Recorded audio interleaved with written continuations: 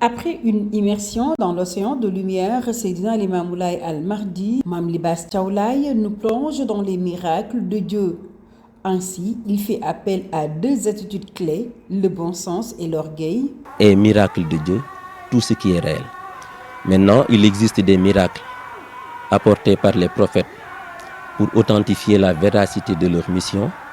Et face à ces miracles-là, il y a des gens sensés qui suivent le bon sens, qui admettent que c'est le Créateur qui l'a fait.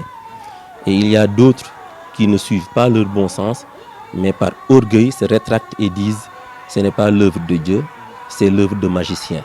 91 pages éditées en français et en arabe et traduites dans plusieurs autres langues, ce livre préfacé par le professeur Ibrahima Abou-Samb se veut d'expliquer la quintessence puis la reconnaissance des miracles de Dieu.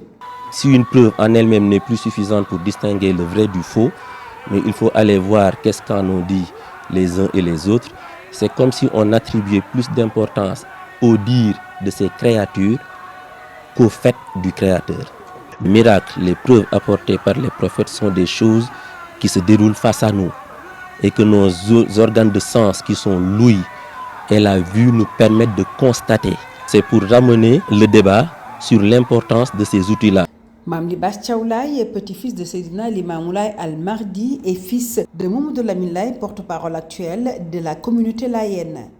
Doctorant à l'université de Nancy à Paris, sa volonté c'est de se battre pour la reconnaissance de la prophétie de Seydina Limamou Laye.